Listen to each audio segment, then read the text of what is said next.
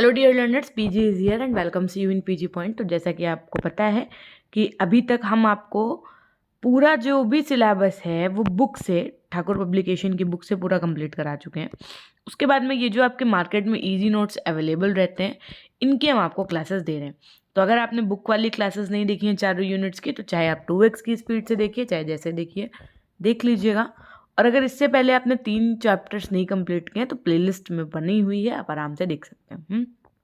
आज हम लोग शुरू करेंगे चैप्टर नंबर 4, जिसकी इस वीडियो में हम सारे लॉन्ग आंसर्स कंप्लीट कर रहे होंगे इस चैप्टर में जितने भी हैं। ठीक है, तो सेशन के एंड तक बने रहिएगा। और सेशन शुरू करने से पहले हम आपसे ये कहना चाहेंगे कि अगर अभी तक आपने शेयर नहीं किया तो शेयर कर दीजिएगा, चैनल पर नए हैं तो सब्सक्राइब करके बेल आइकन प्रेस कर दीजिएगा, और अंत में वीडियो पसंद आए तो लाइक करना नहीं भूलिएगा। ठीक है, चैप्टर नंबर 4 जो आपका रहने वाला है वो है विद्यालय में एक प्रभावी कक्ष। देखिए, एक इफेक्टिव क्लास जो होती है ना, और प्रबंधन के लिए प्रबंधन कार्यों का उपयोग करना, है ना, कि किस तरीके से हम चीज़ों को मैनेज कर रहे हैं क्लासरूम में, इसके विषय में जो भी क्वेश्चंस इंपॉर्टेंट आपके दीर्घ उत्तरीय बनते हैं उसके विषय में हम चर्चा कर रहे होंगे।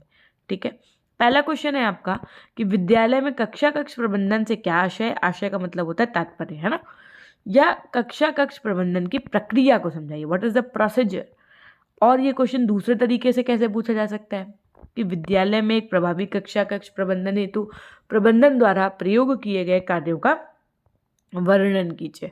तो यानी कि दोनों का आंसर सिमिलर है, केवल क्वेश्चन पूछने का तरीका अलग है। ठीक है, आप ऐसे समझिए। तो अब हम समझते हैं सबसे पहले कि कक्षा कक्ष प्रबंधन का अर्थ क्या होता है। तो आप सभी लोगों ने स्कूल वाली ज़िंदगी जी है और कहीं ना कहीं आप लोग पढ़ा भी रहे होंगे, हो सकता है जो लोग पढ़ा रहे हैं वो ज़्यादा कनेक्टेड फील करेंगे, और नो डाउट कि आगे तो आपको पढ़ाना ही पढ़ाना है, तो इस वजह से आपके विषय भी उसी तरीके से हैं। तो कक्षा कक्ष प्रबंधन का सामान्य अर्थ होता है कक्षा कक्ष से, मतलब जो आपका क्लासरूम होता है ना, उससे होता है। क्लासरूम में बैठे हर एक स्टूडेंट, बोर्ड, बुक्स, कॉपीज, पूरा एनवायरनमेंट, है ना, हर एक चीज़ से जुड़ी हुई जो बातें होती हैं, है ना, उससे संबंधित उपकरण, चाहे वो भौतिक हो, चाहे वो जो भी जैसे भी चीज़ें हों, सारी व्यवस्थाओं से संबंधित होता है। वर्तमान समय में कक्षा कक्ष प्रबंधन का संबंध कक्षा कक्ष को भौतिक व्यवस्था एवं मानवीय व्यवस्था से लिया जाता है। अब अगर मैं प्रेजेंट की बात करूं तो आपकी भौतिक व्यवस्था के साथ साथ मानवीय व्यवस्था से भी लिया जाता है। अच्छा, आप लोगों ने एक डिफरेंस देखा होगा, आप लोगों ने नर्सरी, लोअर, अपर वाले क्लासेस भी देखे होंगे, आप लोगों ने हायर क्लासेस में जब आप जाते होंगे 10th 12th वाले भी देखेंगे। अच्छा, क्या अंतर पाया? आप लोगों ने देखा होगा कि ये जैसे नर्सरी वाला जो क्लास होता है, इनकी ये जो दीवारें होती हैं, इनमें क्या छोटा आ, बड़ा आ प्रिंट होता है, ए बी प्रिंट होता है ना, और बहुत ही ज़्यादा इफेक्टिव क्लासरूम होता है। छोटे छोटे कार्टून्स वगैरह बच्चों के लिए 1 2 3 4 वैन, जेड फॉर जेब्रा, ये सब बना हुआ होता है, फिगर वगैरह। क्या आपने क्लास 10th की क्लासेस में ऐसा देखा, या 12th की क्लासेस में आपने ऐसा बना हुआ देखा? आप कहेंगे नहीं मैम, है ना।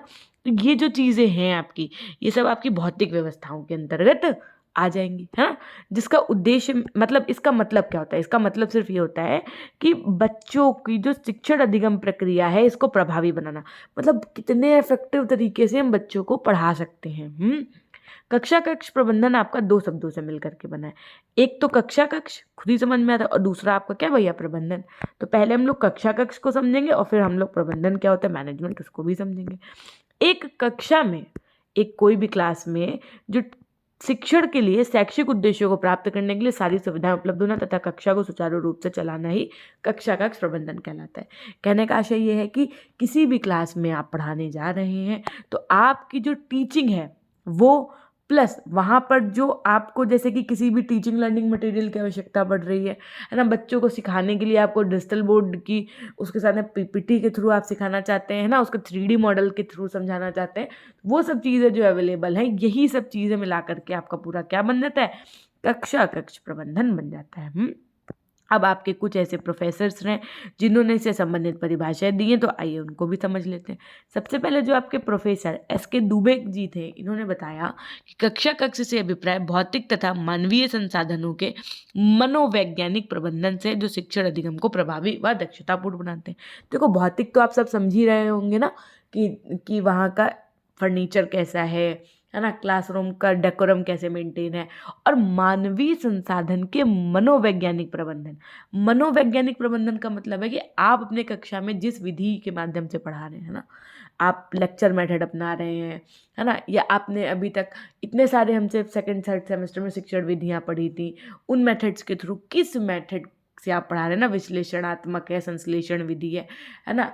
तो ये डिपेंड करता है कि कैसा है आपका टीचिंग प्रोसीजर और कैसा है आपका क्लासरूम मैनेजमेंट। ये थी डेफिनेशन आपकी प्रोफेसर एस.के. दुबे के अनुसार। श्रीमती आर.के. शर्मा जी के अपने शब्दों में बताया कि कक्षा का प्रबंधन के अंतर्गत उन समस्त तत्वों का प्रबंधन सम्मिलित होता है जो कि शिक्षण अधिगम प्रक्रिया को प्रत्यक्ष या अप्रत्यक्ष रूप से प्रभावित करता है। वहीं पर डॉक्टर ए बरोलिया जी के अनुसार बताया गया कि कक्षा कक्ष प्रबंधन का संप्रत्यय शिक्षण अधिगम प्रक्रिया के लिए उपयुक्त शैक्षिक पर्यावरण या वातावरण का निर्माण करना है ना, जिससे अध्यापक द्वारा समस्त मानवीय एवं भौतिक संसाधनों का सर्वोत्तम उपयोग भी किया जा सके। अब पता चले आपका स्कूल ऐसी जगह पे जहाँ पर नेटवर्क ही नहीं आ रहा है ना, और आपको इंटरनेट के माध्यम से बच्चों को कुछ चीज़ें समझानी है, कोई 3D स्ट्रक्चर समझाना है, तो इन्होंने कहा कि बच्चों का जो पर्यावरण होता है, जो बच्चों का वातावरण होता है, आपने देखा होगा जो बहुत अच्छी अच्छी बड़ी बड़ी कॉलेज वगैरह यूनिवर्सिटीज़ वगैरह होती हैं, बहुत साइलेंट प्लेस पे होती हैं, है ना। अब हालांकि धीरे धीरे पॉपुलेशन बढ़ती जा रही है, तो चीज़ें भाई आबादी बढ़ेगी तो सीधी सी बात है कि वो जो आसपास साइलेंट वाली जगह होगी वहाँ पर भी घर मकान इंडस्ट्रियल एरिया बनना शुरू हो जाएगा। लेकिन अगर मैं थोड़ा सा पहले जा कर के बात करूँ तो जो स्कूल, जो कॉलेज, जो ये सब चीज़ें होती हैं, इनकी जो एरिया डिफाइन की जाती है वो बहुत ही, आप देखेंगे, साइलेंट प्लेस पे होती है, कहीं मार्केट वगैरह एरिया में नहीं होती है ना। तो ये बात कही गई थी किसके, डॉक्टर ए बरोलिया जी के अनुसार। उपरोक्त विवेचन आपने मतलब जो भी कुछ पढ़ा, यहाँ से क्या क्लियर कट हुआ आपको कि जो भी कक्षा कक्ष प्रबंधन का एक व्यापक संप्रत्यय है और जिसके अंतर्गत कक्षा से संबंधित समस्त भौतिक संसाधन के अंतर्गत हमने आपको बता दिया था, भवन है, कुर्सी मेज, ये सब आपका फर्नीचर्स में आ जाएगा, है ना। ये सब तथा मानवीय संसाधन में क्या जाएगा, मानवीय, देखो हमने आपको क्या बताया, कक्षा कक्ष प्रबंधन बताया, इसमें क्या होता है, भौतिक संसाधन और मानवीय संसाधन से मिलकर के बना होता है। भौतिक संसाधन में आपका भवन, कुर्सी, मेज तथा ये सब चीज़ें आ जाएंगी, बोर्ड वगैरह। मानवीय संसाधन में दो चीज़ें आएंगी, एक तो आपका शिक्षक और दूसरा आपका शिक्षार्थी। भाई क्लासरूम में कौन प्रेजेंट है मानव के रूप में, तो या तो बच्चे या तो शिक्षक या तो दोनों, है ना। तो शिक्षक एवं विद्यार्थियों के प्रबंधन को सम्मिलित किया जाता है। अब तो ये आपने समझ लिया कि क्लासरूम मैनेजमेंट क्या होता है। अब इसका प्रोसीजर क्या है, कक्षा कक्ष प्रबंधन की प्रक्रिया क्या है, what is the process of classroom management, ये समझेंगे हम लोग, है ना। तो अगर आपको सेशन अच्छा लग रहा है फटाफट से लाइक कर दीजिए, किस बात की शर्म है, अगर अभी तक सब्सक्राइब नहीं किया तो सब्सक्राइब करके बेल आइकन प्रेस कर दीजिए। और हाँ, अपने साथी सहपाठियों तक सेशन को शेयर करना नहीं भूलिएगा। It's my humble request from you all.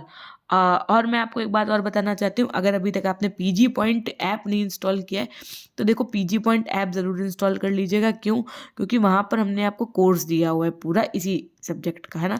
तो वो कोर्स आपको पेड कोर्स में जाकर के मिल जाएगा, PDF कोर्स। उसमें आपको कुछ मॉडल पेपर मिल जाएंगे। देखिए मॉडल पेपर का मतलब ही होता है कि आप खुद से सॉल्व करें। कुछ बच्चे कहते हैं मैम मॉडल पेपर का आंसर नहीं, हमने कहा रे मॉडल पेपर का मतलब क्या होता है कि आप खुद से उन चीज़ों को सॉल्व करके प्रैक्टिस करो, है ना। तो वो सब चीज़ें हमने आपके PDF कोर्स में भी ऐड करा दी है। तो आप इन मॉडल पेपर 5 है, इनको ज़रूर ज़रूर ज़रूर प्रैक्टिस कर लीजिएगा, ठीक है, क्योंकि ये आपके एग्जाम के पॉइंट ऑफ व्यू से बहुत इंपॉर्टेंट है। और अगर आपको PDF लेने के बाद में कोई दिक्कत आती है तो पीजी पॉइंट, पहली बात तो इंस्टाग्राम ID हमारी वैसे भी आप जुड़ जाओ, है ना। वहाँ से आपको हमारी कुछ व्यक्तिगत जो चीज़ें हैं उनके बारे में पता चलता रहेगा। और उसके बाद में अगर कोई दिक्कत आती है तो हमसे आप वहाँ क्लियर कट पूछ सकते हैं। बाकी pgpoint100@gmail.com पे आप हमें मेल भी कर सकते हैं। हमारे टेलीग्राम चैनल पीजी पॉइंट से भी जुड़ सकते हैं, ठीक। तो ये थी एक कोई छोटी सी जानकारी। अब आइए शुरू करते हैं हम आपका कि कक्षा कक्ष प्रबंधन की क्या प्रक्रिया होती है। सबसे पहले इन्होंने कहा उचित। अब देखो ये आपको याद रखना है, उचित प्रकार, उचित प्रकाश, उचित बैठक व्यवस्था, अनुशासन। ये जब आप हेडिंग्स याद रखेंगे ना तो इससे पता है क्या बेनिफिट होगा। इससे ये बेनिफिट होगा कि आप जब अपना आंसर लिख रहे होंगे तो आपको अगर हेडिंग्स याद है ना तो इसके अंतर्गत जो कंटेंट लिखना है वो आप अपने शब्दों में भी लिख सकते हैं। तो उचित आकार की अगर मैं बात करूँ तो कक्षा का आकार छात्र संख्या के आधार पर निश्चित करना प्रबंधन का कार्य है। ये कार्य के प्रत्येक कक्षा के प्रत्येक छात्र को उचित स्थान मिलना चाहिए जिससे वह अपने कार्यों का उचित संपादन भी कर सके। कहने का आशय सिर्फ और सिर्फ इतना है कि ऐसा नहीं है कि वहाँ पर 30 बच्चों को बैठने की जगह है और आप वहाँ पर 70 बच्चों को बैठा रहे हैं, है ना। ये नहीं होना चाहिए। प्रॉपर जितनी आपके पास, इसीलिए देखो सेक्शन, जो प्राइवेट स्कूल होते हैं वहाँ पर क्या करते हैं, सेक्शन डिवाइड कर देते हैं ना। क्यों? क्योंकि वहाँ पर बच्चे ज़्यादा हो जाते हैं ना, तो एक साथ कितने बच्चों को एक टीचर समझा पाएगा। और साथ में फिर बैठने की उचित व्यवस्था भी होनी चाहिए, है ना। तो ये बात यहाँ पर कही गई। उचित प्रकाश की अगर हम बात करें तो कक्षा में प्रकाश की उचित व्यवस्था होनी चाहिए। जिससे कि छात्र सरलता से श्यामपट्ट एवं अन्य सामग्री का अवलोकन कर सके। ये नहीं कि अंधेरा हुआ पड़ा है, बच्चे समझ ही नहीं पा रहे हैं कि ब्लैक बोर्ड में क्या लिखा हुआ है ना। तो इसलिए कक्ष में खिड़की और दरवाजों की संख्या पर्याप्त होनी चाहिए। आप देखते होंगे बहुत ही खुले इन्वायरमेंट में जो है स्कूल वगैरह होते हैं, है ना। उचित बैठक व्यवस्था होनी चाहिए। कक्ष में छात्रों को बैठने के लिए फर्नीचर, ये नहीं कि उन्हें ना एकदम टूटी हुई मेज कुर्सी दे रहे हैं, और फीस ले रहे हैं 31,299, है ना। तो ये नहीं होना चाहिए। कक्ष में छात्रों को बैठने के लिए फर्नीचर उनकी आयु वर्ग के अनुसार निश्चित किया जाना चाहिए, जिससे कि उनको बैठने में कोई असुविधा ना हो। आप देखते हैं कि छोटे क्लासेस की जो बेंच होती हैं, है ना, वो छोटी होती हैं। बड़े क्लासेस की जो बेंच होती हैं उनकी हाइट बड़ी होती है ना, वो अलग स्टाइल से बनी होती हैं। तो बात वही बताई गई है ना, ताकि उनको बैठने में उठने में किसी प्रकार की कोई दिक्कत ना हो, ब्लैक बोर्ड उनको प्रॉपर दिखे, सब कुछ विजिबल हो। अनुशासन की अगर बात की जाए तो जब तक कक्ष में पूर्णतः अनुशासन प्रबंधन नहीं होगा, शिक्षण अधिगम प्रक्रिया संपन्न नहीं हो सकती है। आप भी बताओ, आपके क्लास के बच्चे शोर कर रहे हो, है ना, और आप ब्लैक बोर्ड पे पढ़ा रहे हो, तो आपको गुस्सा आएगी ना। एकदम वैसे ही मुझे भी गुस्सा आती है। ऑनलाइन में भी अनुशासन होना चाहिए। मैम कैसा अनुशासन ऑनलाइन में, आप तो हमसे बात भी नहीं करती हैं। हमने कहा देखो बेटा, जैसे मैं यहाँ पढ़ा रही हूँ, है ना, मैं सिर्फ और सिर्फ पढ़ा रही हूँ, कमेंट्स तो नहीं ले रही हूँ। और आप लोग लाइव चैट में बातें करोगे, या कुछ पूछोगे, या हमने आपसे पहले ही कह रखा जो भी डाउट हो वो आप कमेंट सेक्शन में पूछिएगा, लाइव चैट में नहीं। तो लाइव चैट में अगर आप बातें करोगे, कुछ भी पूछोगे, है ना, तो कहीं ना कहीं हमें भी एक अजीब सा एक ऐसी फीलिंग आएगी ना कि आप लोग पढ़ नहीं रहे, है ना। तो मुझे भी ऐसा लगेगा मेरी क्लास का जो अनुशासन अगर नहीं अच्छा है तो प्रबंधन भी नहीं अच्छा कहलाएगा, है ना। और बच्चों को ठीक प्रकार से हम अधिगम भी नहीं करवा पाएंगे। तो एक प्रभावी कक्ष प्रबंधन के प्रबंधन कार्यों में अनुशासन बनाना एक बहुत ही बड़ा कार्य होता है। ठीक है। वातावरण की अगर मैं बात करूं तो कक्ष प्रबंधन में प्रबंधन का कार्य है कि कक्षा वातावरण पूर्णतः शैक्षिक होना चाहिए। कक्षा में प्रवेश करते इस प्रकार का अनुभव हो कि शिक्षण अधिगम प्रक्रिया को संपन्न करने के लिए इससे सुंदर स्थान नहीं हो सकता। मतलब एक टीचिंग कैटेगरी से संबंधित एनवायरमेंट होना चाहिए कि बच्चा भी प्रवेश करे, टीचर प्रवेश करे, तो एकदम ऐसी फीलिंग आ जाए कि नहीं, हाँ, ऐसी जगह से बच्चे को पढ़ाना बहुत अच्छा रहेगा। शिक्षण अधिगम सामग्री का प्रयोग करना। शिक्षण अधिगम सामग्री बोले तो टीएलएम, जो आपके टीचिंग लर्निंग मटेरियल्स होते हैं, है ना। आपने देखा होगा बहुत सारे जो डीएलएड प्रशिक्षु होते हैं उन सबकी जब भी ट्रेनिंग वगैरह होती है तो उन लोगों को तो बहुत सारे टीएलएम वगैरह छोटे छोटे बच्चों के लिए बना के ले जाने होते हैं। उससे उनको जो है सब चीज़ें समझानी होती हैं। आपने देखा होगा वेस्ट मटेरियल से बहुत सारे टीएलएम्स वगैरह भी बन जाते हैं, है ना। प्रबंधन के अंतर्गत शिक्षण अधिगम सामग्री के प्रयोग की उचित व्यवस्था होनी चाहिए। कक्षा में आपके इलेक्ट्रॉनिक उपकरण के प्रयोग हेतु पूर्ण व्यवस्था की जानी चाहिए। जैसे मैम हमने कहा, जैसे आपका दूरदर्शन हो गया, ओवरहेड प्रोजेक्टर हो गया, है ना, और चलचित्र के माध्यम से जो आपने जीआईएफ वीडियोज़ देखे ना, लगभग कुछ वैसे ही चलचित्र के माध्यम से शिक्षण कराने की व्यवस्था प्रबंधन कार्य को सम्मिलित किया जाना चाहिए। जब से कोविड आ गया तब से ऑनलाइन का प्रचलन इतना ज़्यादा हो गया कि ये सब चीज़ें अब एक बहुत ज़्यादा इंपॉर्टेंट रोल प्ले करने लगी हैं आपका टीचिंग कैटेगरी में। पॉइंट नंबर 7 आपका क्या कह रहा है, उचित शिक्षण विधियों का प्रयोग। इसको तो आप एकदम गांठ बांध लो। अगर एज अ टीचर आप बहुत अच्छे टीचिंग मेथड का उपयोग नहीं कर रहे हैं, शिक्षण विधि का उपयोग नहीं कर रहे हैं, तो बच्चा नहीं समझ पाएगा। आपने देखा होगा छोटे बच्चों को मॉन्टेसरी विधि, खेल विधि के माध्यम से पढ़ाया जाता है। वहीं पर अगर आप उच्च शिक्षा की बात करेंगे तो वहाँ पर लेक्चर विधि को अपनाया जाता है ना। और अगर आप सोचो कि नर्सरी क्लास के बच्चों को आप जाओ और लेक्चर दे दो तो वो कुछ नहीं समझ पाएगा, है ना। तो ये बहुत बड़ा रोल प्ले करती हैं जो आपकी जितनी भी ये टीचिंग मेथड्स होते हैं ना, शिक्षण विधियाँ, है ना। तो देखो यहाँ पर लिखा हुआ भी है, कक्ष प्रबंधन में शिक्षक का महत्वपूर्ण योगदान होता है। शिक्षक द्वारा आधुनिक शिक्षण विधि किस पर आधारित है, प्रायोगिक विधि, खेल विधि, इन सब पर, है ना। तो आधुनिक शिक्षण विधियों का उपयोग करना चाहिए और कक्ष की स्थिति अनुशासन युक्त होगी। कक्ष के आदर्श प्रबंधन हेतु शिक्षण विधियों का प्रबंधन आवश्यक है। अब आपने पढ़ी भी होंगी, जैसे निगमन विधि हो गई, आपकी आगमन विधि हो गई, खेल विधि हो गई, प्रायोगिक विधि हो गई, मॉन्टेसरी विधि हो गई, है ना, गाथा विवरण विधि हो गई। ये सब विधियां हमने आपको सेकंड सेमेस्टर में ऑलरेडी पढ़ाई है ना। तो नेक्स्ट वन देखो भाई, क्या है कि छात्र सहभागिता, बच्चा कितना ज़्यादा पार्टिसिपेट कर रहा है ना। कक्ष प्रबंधन का प्रमुख अंग क्या है, छात्र है।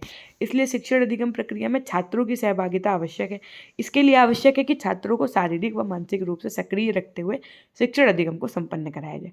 प्रजातांत्रिक व्यवस्था की अगर मैं बात करूँ तो इसका मतलब ये होता है कि हर एक छात्र के साथ समानता से व्यवहार किया जाए और हर एक छात्र को शिक्षण अधिगम प्रक्रिया में सहभागिता का अधिकार समान रूप से प्राप्त किया जाए। ऐसा नहीं है कि आप सपोज दैट मैथ्स के टीचर हैं, आपने चैप्टर नंबर 1 में 10 क्वेश्चन है, आपने पढ़ा दिया, और वो 10 क्वेश्चन क्लास में 30 बच्चों में से केवल 10 या 8 बच्चे कराएं, 20 बच्चे वो चीज़ नहीं कर पाए और आपने क्या किया, नेक्स्ट डे आकर के चैप्टर 2 पढ़ा दिया।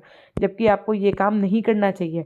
आपको हर एक बच्चे को लेकर के चलना है। नेक्स्ट डे आपको पूछना चाहिए इवन कि कौन कौन से क्वेश्चन नहीं आए हैं, आपको उनको समझाना चाहिए बच्चों को, है ना। सबको आपको साथ लेकर के चलना चाहिए एज अ टीचर। ये था आपका एक पूरा प्रोसीजर कक्षा कक्ष प्रबंधन का। और कक्षा कक्ष प्रबंधन का अर्थ क्या होता है, ये सब हमने आपको पूरा बता दिया, है ना। तो कुछ इस तरीके से आपको लॉन्ग आंसर लिखना होता है। यहाँ पर आप अपने हिसाब से हेडिंग्स को बढ़ा भी सकते हैं, हेडिंग्स को कम भी कर सकते हैं, और डिपेंड करता है। अब देखो ये वाला क्वेश्चन आपका 2018-2020 में भी पूछा गया था कि कक्षा कक्ष प्रबंधन का अर्थ एवं सिद्धांत की विवेचना कीजिए और कक्षा कक्ष प्रबंधन के सिद्धांतों का वर्णन कीजिए। तो जॉनसन एवं ब्रूक्स के अनुसार कक्षा कक्ष प्रबंधन एक संगठनात्मक कार्यप्रणाली है जिससे विविध प्रकार के वातावरण में कार्य किए जाते हैं, जिनके परिणाम स्वरूप मन में कुछ विशेष मूल्य विकसित होते हैं, जैसे कि मनुष्यों के लिए आदर, व्यक्तिगत निष्ठा, आत्मनिर्देशन, सामूहिक संयोजन आदि, है ना।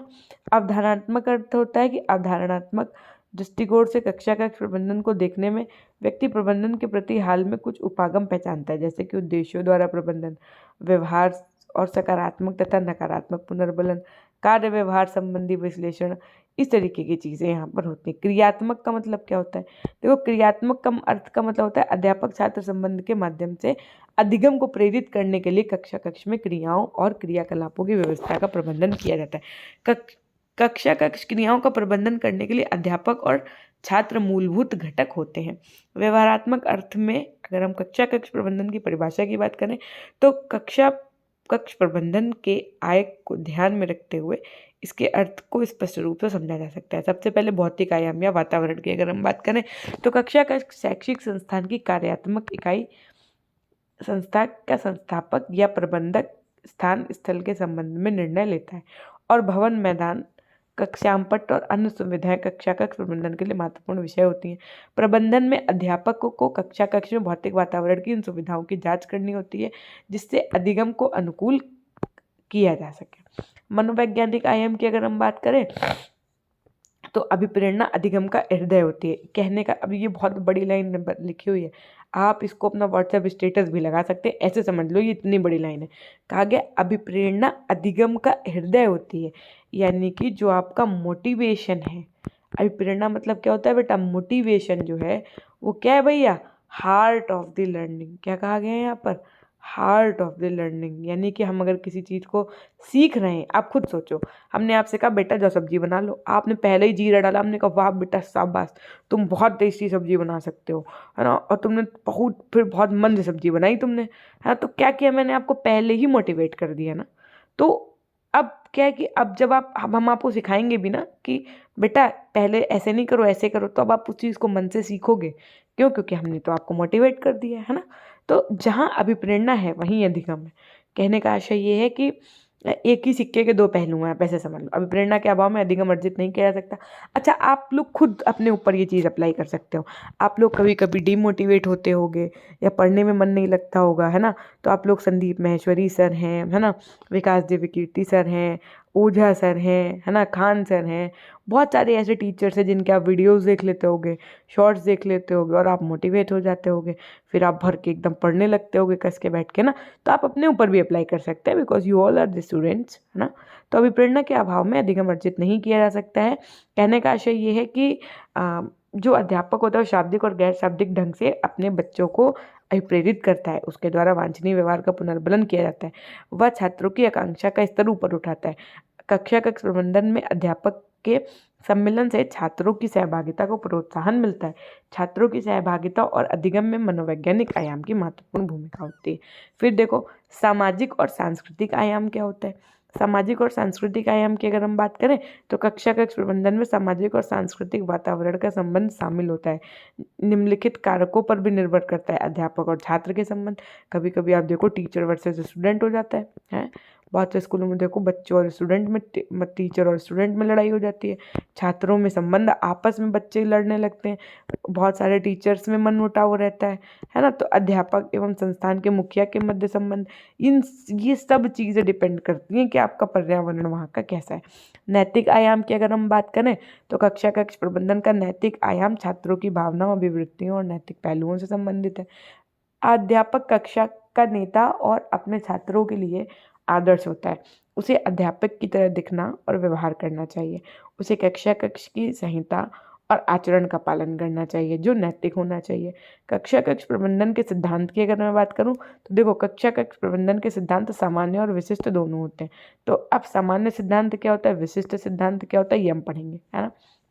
तो कक्षा कक्ष प्रबंधन के सामान्य सिद्धांत की बात अगर हम करें तो सामान्य सिद्धांतों को योजनाबद्ध ढंग से सीखा और उनका प्रयोग किया जा सकता है। सामान्य सिद्धांतों का प्रयोग विभिन्न स्थितियों में किया जा सकता है। ये उन समस्याओं से निपटने के लिए अध्यापक को सशक्त आधार प्रदान करते हैं जिनके लिए विशेष ध्यान दिए जाने की आवश्यकता होती है। सामान्य सिद्धांत आपके निम्नलिखित पूर्व धारणाओं के रूप में है। कैसे? पहला आपका आत्मनियंत्रण। अध्यापक का लक्ष्य न केवल बाहरी नियंत्रण का प्रयोग करना होता है बल्कि आत्मनियंत्रण को भी विकसित करना होता है। समझ और स्वीकृति की अगर हम बात करें, जब छात्र कक्षा कक्ष के नियमों को समझते हैं और उन्हें स्वीकार करते हैं तो उनके द्वारा इनका पालन किए जाने की संभावना अधिक रहती है। मनोवैज्ञानिक सिद्धांत की अगर मैं बात करूं तो अपनी रुचियों, रुझानों और योग्यताओं के अनुसार अर्थपूर्ण कार्य में लगे हुए छात्रों की अनुशासन संबंधी समस्या कम होती है। उत्पादक कार्य की अगर हम बात करें तो प्रबंधन द्वारा केवल नियंत्रण पर बल दिए जाने की अपेक्षा उत्पादक कार्य में व्यतीत किए गए छात्रों के समय को अधिकतम करने की ओर अपना ध्यान लगाया जाना चाहिए। कक्षा कक्ष प्रबंधन के विशिष्ट सिद्धांत की अगर हम बात करें तो देखो, नियोजन हो गया, प्रोत्साहन हो गया, जिम्मेदारी, न्यूनतम बाधा, स्पष्ट नियम, पुरस्कार, ये सब आपकी विशिष्ट सिद्धांत के अंतर्गत आ जाएंगे। ठीक है, अब अगर आपको ये हेडिंग्स याद हैं सारी, है ना, तो अब इनके अंदर के जो टर्म्स हैं वो आप अपने आप भी पूरा लिख सकते हैं, है ना। अब नेक्स्ट वन क्वेश्चन क्या कह रहा है आपसा कि कक्षा कक्ष प्रबंधन की समस्याओं का विस्तृत वर्णन कीजिए। यानी कि एक जो आपका क्लासरूम है, अच्छा आप लोग भी जब बचपन में होंगे तो आपको भी लगता होगा कि काश मेरे क्लास में ये होता, क्लास मेरे क्लास में वो होता, तो आपको भी बहुत सारी प्रॉब्लम्स, बहुत सारी कमियां लगती होंगी ना। तो बस ये समझ लो आपको अपने आंसर में वही लिखना है ना। कभी कभी क्या होता होगा, जैसे लाइट चली गई है ना, मौसम बहुत ज़्यादा बादल बादल है, तो आप देखते हो कि अंधेरा सा हो जाता था, है ना, रूम वगैरह में। तो अपर्याप्त प्रकाश और वायु का संचार, ये एक बहुत बड़ी समस्या है भाई। अच्छे कक्षीय वातावरण को प्रभावशाली कार्य सकता है। इसमें प्रकाश और वायु संचार तथा फर्नीचर एवं बैठने का अच्छा प्रबंध सम्मिलित। कक्षा में प्रकाश एवं वायु संचार की अपर्याप्त व्यवस्था विद्यार्थियों के लिए कई प्रकार की समस्या खड़ी कर देती है और इसके परिणाम स्वरूप वो ठीक तरीके से न बैठ पाते हैं और उनके स्वास्थ्य पर भी प्रभाव पड़ता है। उनकी आंखें कमजोर हो जाती हैं और बैठने की गलत मुद्रा के कारण उनके शरीर में कई विकार उत्पन्न हो जाते हैं। कक्षा में प्रकाश और वायु संचार की सुव्यवस्थित व्यवस्था होनी चाहिए। कक्षाएं खुली, साफ सुथरी, हवादार तथा विद्यार्थियों के लिए सुविधाजनक होनी चाहिए। दूसरी और क्या समस्या आती है, कक्षा में अत्यधिक भीड़। पता चले 30 बच्चों के बैठने की व्यवस्था है, उस क्लास में 70 बच्चों को बैठा दिया जा रहा है ना, तो बहुत ज़्यादा इरिटेट हो जाते हैं बच्चे। उसके बाद में क्या, नित्यचर्या का अभाव। नित्यचर्या को टूटने से कक्षा में अनुशासनहीनता उत्पन्न हो जाती है। उपस्थित लेने, प्रयोग करने, कक्षा में आने जाने अन्य क्रियाओं में नित्यचर्या पालन करना चाहिए, है ना। ऐसा कभी कभी आप देखते हो, कभी कोई टीचर 3 दिन गए एब्सेंट कर रहे हैं। कभी जैसे आप टीचर ने कहा कि 3 दिन आप लोगों को लैब ले चलेंगे, 3 दिन आपको थ्योरी पढ़ाएंगे, वो अपने ही नियम से नहीं चल पा रहे, वो 6 दिन पता चले थ्योरी पढ़ा दिया, कहा आज लाइट नहीं आ रही, आज लैब नहीं जाएंगे, है ना, कल सिस्टम खराब हो गया तो उसको बच्चों कंप्यूटर लैब नहीं ले जा रहे। तो इस तरीके की जो चीज़ें होती है वो आपकी नित्यचर्या के अभाव पर निर्भर करती हैं। उसके बाद में क्या, अपर्याप्त उपकरण, है ना। आप देखते होंगे बहुत सारे एक्सपेरिमेंट के लिए इसी वजह से नहीं होते कि स्कूल में उसका संबंधित जो भी अपरेटस है वही नहीं है ना। खचाखच भरी कक्षा में सभी विद्यार्थियों के लिए उपकरण व्यवस्था करना बहुत कठिन भी हो जाता है ना। पता चले ऐसी स्थिति में विद्यार्थियों के लिए क्रियात्मक अभाव करना कठिन होता है। कई बार तो विद्यार्थी दूर से ही उपकरण को देख पाते हैं, है ना, उन व्यक्तिगत रूप से उस उपकरण का प्रयोग करने का अवसर ही नहीं मिल पाता है। परिणाम स्वरूप वे अच्छी प्रयोग भी नहीं सीख पाते हैं और कई स्कूलों में शिक्षण के लिए आवश्यक उपकरणों का अभाव भी होता है और ये अपर्याप्त रूप से प्राप्त होते हैं ना। तो ये सब जो हैं, जो बच्चे प्रॉब्लम्स फेस कर रहे हैं डे टू डे लाइफ में, ये वो हैं कक्षाओं का एक दूसरे के निकट होना। पता चले बगल वाली क्लास में शोर, आपको इधर मैथ्स पढ़ाई जा रही, आप भी डिस्टर्ब हो रहे हैं, फिर आपकी क्लास का टीचर जाता है बगल वाले क्लास में, कहता है कि सर मैम आप अपने बच्चों को शांत करा लीजिए। आप लोगों ने भी इन चीज़ों को फेस किया होगा, क्यों? अगर किया है तो कमेंट सेक्शन में ज़रूर कर बताइएगा। उसके बाद में क्या, अनुशासनहीनता की समस्या है। पता चले टीचर पनिश कर रहा है, बच्चा हंस रहा है ना। बार बार बच्चा हुटिंग कर रहे हैं, सीटियाँ बजा रहे हैं, है ना, छेड़ रहे हैं, ये टीचर की एक्टिंग कर रहे हैं, तो ये सब चीज़ें नहीं होनी चाहिए क्लास में, है ना। अनुपस्थिति की समस्या है, अध्यापक और छात्रों में अनुपस्थित रहने की प्रवृत्ति के कारण आज पता चले 3 दिन टीचर नहीं आया, 3 दिन बच्चा नहीं आया, उसका तो कॉन्सेप्ट खत्म। अध्यापक की अनुपस्थिति, है ना, बहुत ज़्यादा टीचर को भी एब्सेंट नहीं लेनी चाहिए, बहुत ज़्यादा बच्चे को भी एब्सेंट नहीं लेनी चाहिए। उसके बाद में क्या है, संशोधन कार्य की समस्या है, छात्रों से खचाखच भरी हुई कक्षा में छात्रों को लिखित कार्य को शुद्ध करना असंभव होता है। संशोधन कार्य की उपेक्षा करने से छात्रों की प्रगति निम्न स्तर की रहती है। इसका उपचार ये है कि छात्र एक दूसरे के साथ अपनी कमियां बदल लें और अध्यापक ब्लैक बोर्ड पर ठीक उत्तर लिख दे और उस ठीक उत्तर को देखकर छात्र एक दूसरे की कॉपी को शुद्ध कर दें। अब देखो नेक्स्ट क्या है आपके, ये तो 3 इंपॉर्टेंट लॉन्ग क्वेश्चन थे जो आपके चैप्टर 4 में। अब बात आती है लघु उत्तरीय प्रश्न जो आपके शॉर्ट टाइप क्वेश्चन है। इसमें कितने हैं ये हम चेक कर लेते हैं एक बार में, और जो नेक्स्ट क्लास होगी उसमें हम एक ही क्लास में, हालांकि जो अभी आपने 3 लॉन्ग आंसर करें उसी से संबंधित बहुत सारे आपके शॉर्ट आंसर है ना, तो उनको हम बहुत ओरली फटाफट से पढ़ा देंगे एकदम। और 8 ही क्वेश्चन है ना, जैसे कि अभी आपने देखा, तो उससे भी संबंधित कुछ क्वेश्चन है तो उनको हम स्किप करके तब पढ़ाएंगे। हालांकि पूरी ही कोशिश करेंगे पढ़ाने फटाफट से। फिर चैप्टर नंबर 5 आपका शुरू करेंगे जो आपका दल निर्माण में संप्रेषण का क्या महत्व होता है, यानी importance of communication in team building, इसकी बात कर रहे होंगे। ठीक है, अब इससे पहले हम आपसे क्या चाहेंगे, हम आपसे ये चाहेंगे कि आप लोग फटाफट से PG पॉइंट ऐप इंस्टॉल कर लीजिएगा। अगर आपने कोर्स नहीं लिया है तो आप कोर्स सेक्शन में पेड कोर्स में जाइएगा, वहाँ पर आप जो PDF कोर्स अवेलेबल है आप वो ले लीजिएगा। क्लासेस आपको सारी फ्री यूट्यूब पे प्लेलिस्ट पे अवेलेबल हैं, 2x की स्पीड से आप उनको देख सकते हैं। PDF कोर्स आप ले सकते हैं। और हमारे PG पॉइंट ऑफिशियल के नाम से इंस्टाग्राम ID है, वहाँ ज़रूर जुड़ जाइएगा, है ना। वहाँ पर आप हमसे मैसेज करके जो भी आपकी व्यक्तिगत चीज़ें आप उनसे भी साझा कर सकते हैं। और बाकी टेलीग्राम चैनल तो PG पॉइंट है ही, जहाँ पर आपको क्लासेस की डेली लिंक्स मिल जाती हैं और जो भी अपडेट्स होती हैं वो आपको सबसे पहले वहाँ पर प्रोवाइड करवा दी जाती है। चैनल पढ़ना है तो BEd के specialist UP TET CET tested की जानकारी के लिए चैनल को सब्सक्राइब करके बेल आइकन प्रेस करना नहीं भूलिएगा। और एक बार फटाफट से लिख दीजिएगा अपनों के लिए, करेंगे हम सेशन को यहीं से एंड। हमेशा खुश रहिए, मुस्कुराते रहिए, कभी अपने लिए तो कभी अपनों के लिए। Till then take care, bye bye, love you all, love you my dear class, अपना ध्यान रखिएगा।